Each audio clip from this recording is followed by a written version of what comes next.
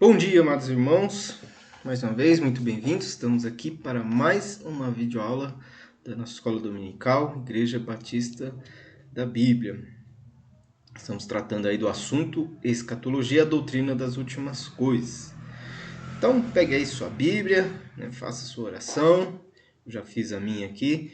Peça as bênçãos de Deus para mais esta videoaula.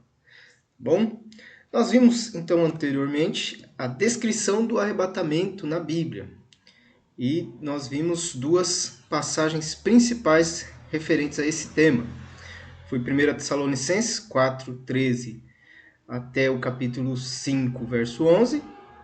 E também 1 Coríntios, capítulo 15, do 51 ao 58. Então são duas passagens aí que trazem bastante descrição a respeito do arrebatamento, de algumas coisas que acontecerão naquele grande dia, a bem-aventurada esperança do cristão. E os principais eventos então que vão ocorrer será que os salvos que já morreram irão ressuscitar. Então, os sepulcros certamente serão ali abertos e esses irmãos que já dormiram, antes aí da vinda de Cristo, irão ressuscitar. Já estão com o Senhor, de alguma forma já estão com o Senhor, mas é necessário que haja neste dia, neste grande dia que o Senhor preparou, a ressuscitação, então, destes irmãos, os irmãos da era da igreja, tá bom? Os irmãos que morreram em Cristo. E aí também, logo em seguida, quase que simultaneamente, os que estiverem vivos serão transformados e subirão para encontrar o Senhor, Subiremos para encontrar o Senhor nos ares e assim estaremos sempre com o Senhor. E as duas passagens focam também na questão da motivação, da consolação para o cristão continuar dedicado a sua vida cristã aqui nesta terra até que esse dia se complete. Crer nisso deve nos motivar para continuarmos firmes e constantes, sempre abundantes na obra do Senhor. Então, trecho aqui lá de 1 Coríntios 15, 58, também em Tessalonicenses, o nosso verso 18, Paulo diz lá, portanto, consolai-vos uns aos outros com estas palavras. E isso me fez lembrar, não passei os versos hoje, mas deixo aqui um incentivo para os irmãos. Já tive irmãos me procurando, já recitaram os versos, conseguiram, aí se empenharam, se dedicaram na memorização. 1 Tessalonicenses 4, do 13 até o 18. Eu já passei versículo por versículo com os irmãos nas aulas aqui, E agora depende de cada um, de ter a vontade, o desejo de memorizar, de ter esse adquirir, de forma mais forte, esse conhecimento. A memorização das escrituras certamente nos traz isso. Você, além de trabalhar a sua mente, ainda traz esse benefício de estar se aprofundando mais no conhecimento do Senhor. Então, invista seu tempo, sua dedicação nisso, na memorização das Escrituras. Fica aí o desafio para aqueles que ainda não conseguiram. Continuem firme aí na memorização desta passagem, que é tão importante para essa questão do arrebatamento da igreja. Ok? E na aula de hoje nós vamos, na verdade, é praticamente uma revisão. Eu não vou entrar em bastante detalhes acerca do que vamos falar aqui, mas vai ficar bem restrito mesmo ao arrebatamento pré-tribulacional, porque diz respeito ao tempo do arrebatamento. E com relação ao tempo do arrebatamento, existem aí três principais posições, que situam o arrebatamento em relação ao período tribulacional. Tenho certeza que você vai lembrar, nós vimos isso aí nas primeiras aulas, as aulas introdutórias ali. Então, pela ordem aqui, temos o pré-tribulacionista, que no caso somos nós, cremos que Cristo virá arrebatar a igreja antes da tribulação, ou no início da tribulação. No início da tribulação não, vão ser arrebatados e então inicia o período tribulacional aqui na Terra. E nós não vamos, com certeza, aí pegar nenhuma pontinha desse período.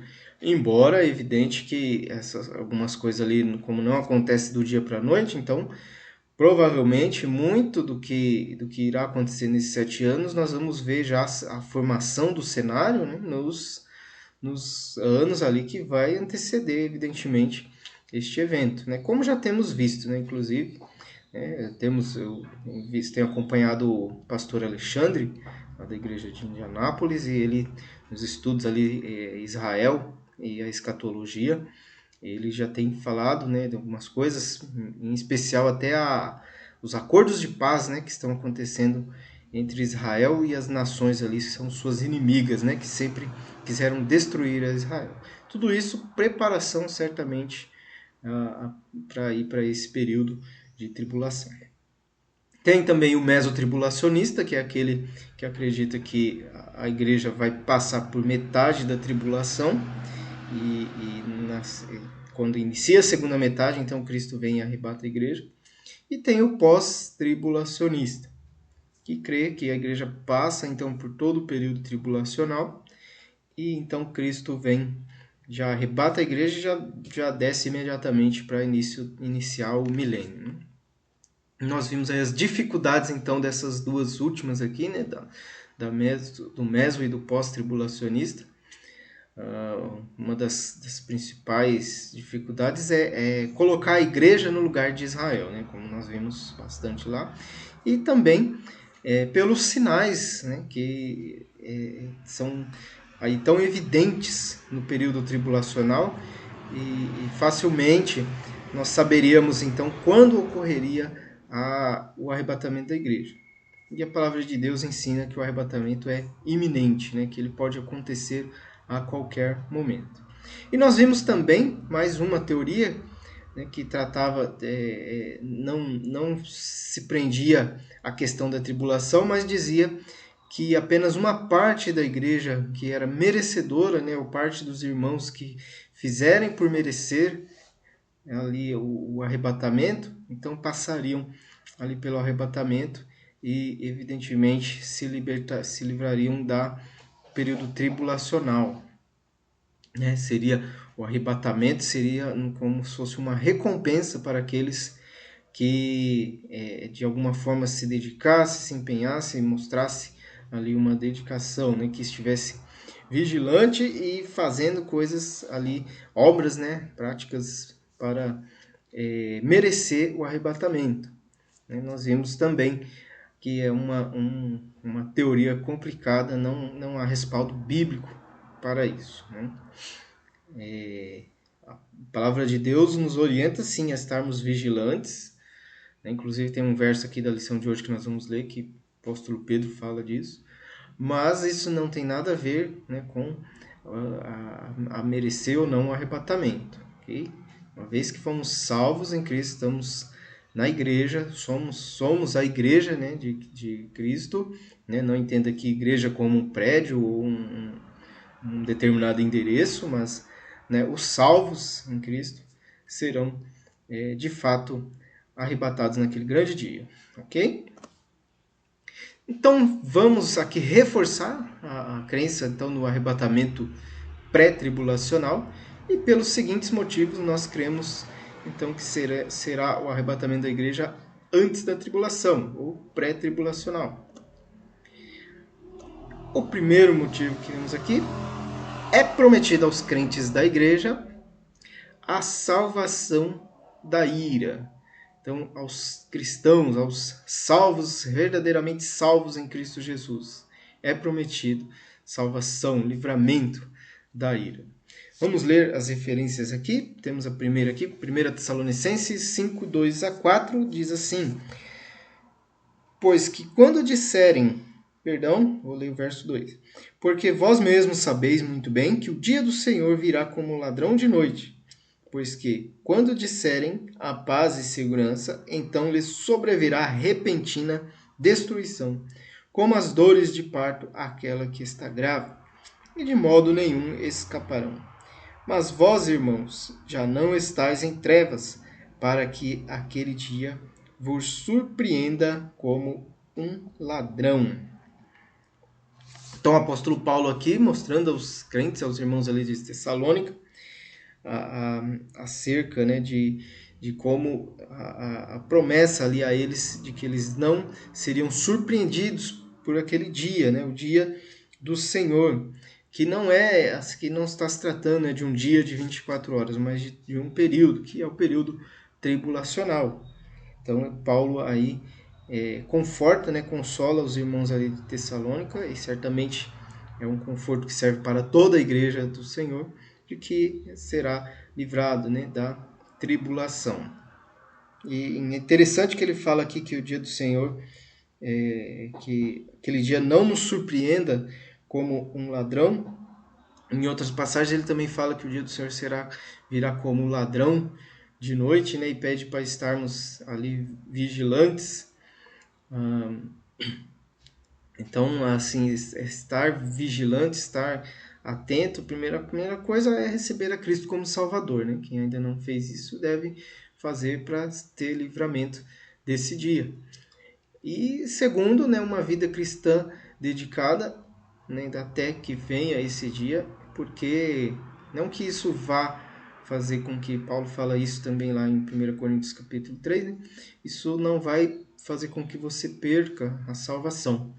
Mas certamente Deus quer nos encontrar em comunhão, em plena comunhão com Ele, né? Com uma vida cristã realmente forte, uma igreja forte, sadia, atuante na obra do Senhor. Vamos para o segundo aqui. O Espírito Santo será removido antes da tribulação. Esse é importante, é 2 Tessalonicenses 2, do 6 a 8. Diz assim: E agora vós sabeis o que o detém, para que a seu próprio tempo seja manifestado, porque já o ministério da injustiça opera. Somente há um que agora o retém, até que do meio seja tirado. E então será revelado o iníquo, a quem o Senhor desfará pelo espírito da sua boca, e aniquilará pelo esplendor da sua vinda. Muito bem, então aqui falando que apenas há um que detém, né, o homem da iniquidade, que é o anticristo, e este um que o detém, que o retém, é o Espírito Santo. Né? E como ele vai ser removido? De que forma ele está se referindo aqui a essa remoção, né, o apóstolo Paulo? É justamente a retirada da igreja desta terra. Porque o Espírito Santo, assim como o Senhor, ele é onipresente, né? Ele está em todo lugar, ele é o próprio Deus. Então, ele tem esse atributo da onipresença. E como ele pode, então, ser retirado de um lugar? Não pode. Né? O que está se dizendo aqui é justamente que a igreja, né, que tem, né, o Espírito Santo em cada cristão, né, que habita, cada cristão será retirada. E aí, te retirando, né, o Espírito Santo, o homem da iniquidade, então, será totalmente manifesto. Ok? Aos crentes da era da igreja são prometidas moradas no céu. João 14, de 1 a 3, verso bem conhecido aí dos irmãos. Vamos ler. Não se turbe o vosso coração. Credes em Deus, crede também em mim. Na casa de meu pai há muitas moradas. Se não fosse assim, eu vou-lo teria dito, vou preparar-vos lugar. E quando eu for e vos preparar lugar, virei outra vez e vos levarei para mim mesmo, para que onde eu estiver, estejais vós também. Então, veja aí a promessa, né, do nosso Senhor Jesus, de que iria para o céu e preparar lugar. E assim, quando preparasse lugar, ele voltaria, viria outra vez para nos buscar, para buscar a igreja. Então não há promessa de que estaria indo preparar lugar e depois a gente deveria passar aí por um período de tribulação e depois então ele viria buscar. Né? A promessa é que ele foi e voltará para buscar. Né? Agora é claro, né? no João, até João capítulo 16, né? A oração lá de intercessória de Jesus, um dos versos, na verdade é João 16, verso 33, né? Deixa eu ler aqui. Tenho-vos dito isso para que em mim tenhas paz. No mundo tereis aflições, mas tende bom ânimo, eu venci o mundo. Então a aflição prometida aqui é durante a trajetória da igreja nessa terra. Nós vemos pela história, né, o quanto a igreja padeceu. Vemos os dias atuais, a igreja também padecendo perseguição de todas as formas. Se não é uma perseguição violenta, é um outro tipo de perseguição que tenta às vezes denegrir ou de alguma forma injuriar, né, aqueles que estão servindo a Cristo.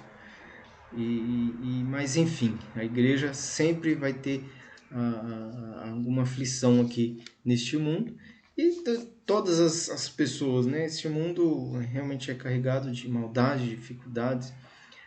Nós não temos, né? Estamos sempre como que à mercê das coisas, né?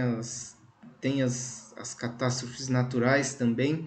Certamente Deus tem um controle de tudo, né? E Ele protege os seus, protege até os que não são seus, né? Ele tem muitas vezes abençoado e protegido. Mas essas aflições que ele fala aqui em João 16:33 não se referem ao período tribulacional. Bom, então mais um argumento aí que a igreja será liberta antes da tribulação, será arrebatada antes da tribulação.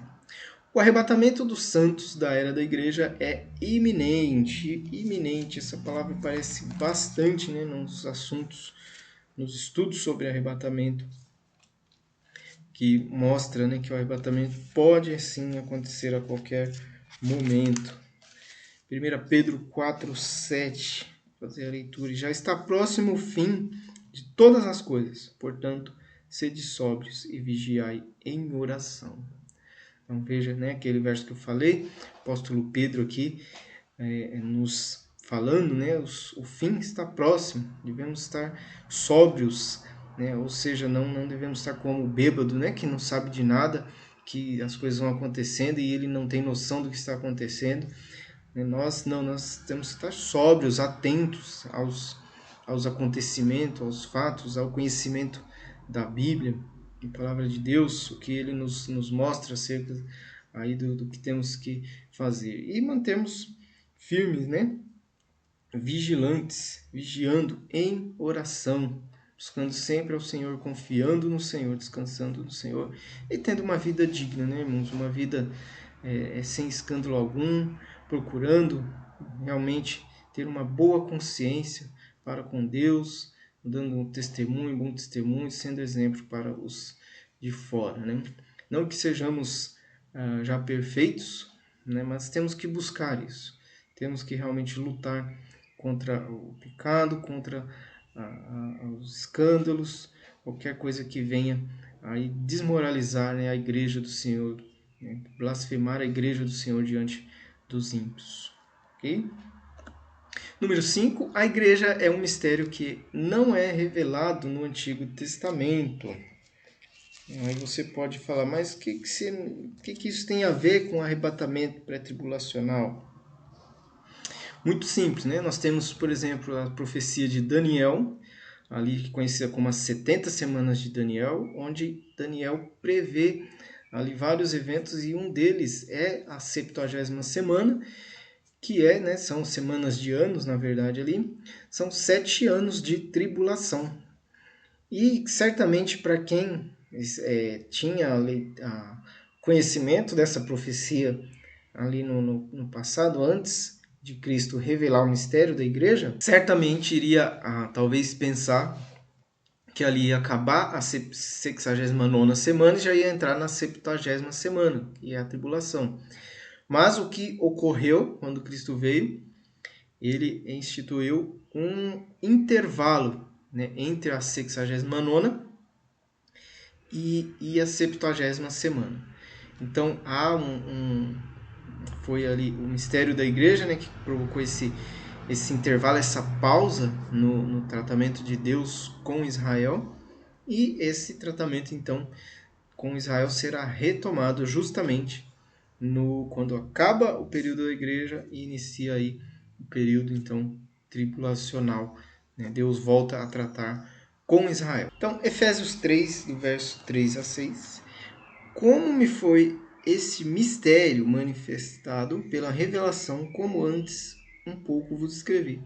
Por isso, quando ledes, podeis perceber a minha compreensão do mistério de Cristo, o qual noutros séculos não foi manifestado aos filhos dos homens, como agora tem sido revelado pelo Espírito aos seus santos apóstolos e profetas, a saber que os gentios são cordeiros e de um mesmo corpo, participantes da promessa em Cristo pelo Evangelho. Então veja Paulo aqui, divinamente inspirado, né, dizendo ali que foi a ele revelado esse mistério, né, e ele tem plena compreensão agora, e algo que os homens, né, os profetas no passado, né, do Antigo Testamento, eles não tinham ainda essa revelação. Embora talvez tenha aí profecia, né, acerca da igreja, mas eles não compreendiam, não tinham o esclarecimento pleno de que seria esse período da igreja, né, que seria a igreja de nosso Senhor Jesus Cristo. E por fim, irmãos, não vamos ler porque é muito grande, mas fica a recomendação, né, inclusive nesses tempos que estamos vivendo, o livro de Apocalipse. Ele mostra que a igreja não está na terra durante a tribulação. Então, ali do Apocalipse 4 até o 18, a gente vê claramente ali Israel, né, sempre presente ali nos eventos. A igreja não está ali mencionada nesses versos, né, está antes, né, até o capítulo 3, mas depois, na hora que começa ali as narrativas acerca da tribulação, então a igreja não está ali mais presente. Né? Nós não vamos ler, evidentemente, né? São muitos capítulos, mas eu já li, já fiz uma leitura já do Apocalipse, quando estava estudando aqui, inclusive essa semana li o capítulo 22. Fica a recomendação, faça a leitura, é muito bom, né? Apesar de muitas coisas talvez a gente não consiga compreender ali com uma simples leitura, né? Precisa parar e realmente estudar, mas é sempre bom a leitura de toda a Bíblia, né? Em especial agora nesses assuntos, nesses estudos do livro do Apocalipse. Tá bom, irmãos? Na próxima aula vamos tratar então a importância do arrebatamento pré-tribulacional. Possivelmente é uma das últimas aulas em que vamos aí tratar este assunto, né? Não sei se vou conseguir trazer tudo numa única videoaula, mas de qualquer forma estamos aí caminhando para o fim destas aulas, né? De que vamos tratar nesses assuntos acerca do arrebatamento, e provavelmente aí nos próximos meses vamos entrar um novo assunto. Que o Senhor Deus abençoe a todos, tenham um dia excelente debaixo das graças do nosso Deus, sempre buscando ao Senhor e buscando fazer aquilo que agrada. Né? Hoje não estarei na escola bíblica dominical e nem no culto à noite, vamos estar aí uns dias de férias e vamos passear um pouco, estarei um pouco distante, por isso não vou poder estar na igreja, tá bom, irmãos? Mas fica aí a aula para que os irmãos consigam estudar. E também lembrando sempre, né, aqueles que ainda não fizeram uma decisão ao lado de Cristo, não esperem mais tempo. Né? O arrebatamento da igreja está certamente próximo, né? Então é nesse momento que você tem aí a oportunidade, o privilégio de fazer sua oração a Deus e pedir para que Ele te salve, né? Para que confesse o Senhor Jesus como o único suficiente Salvador da sua vida. Que o Senhor Deus abençoe a todos.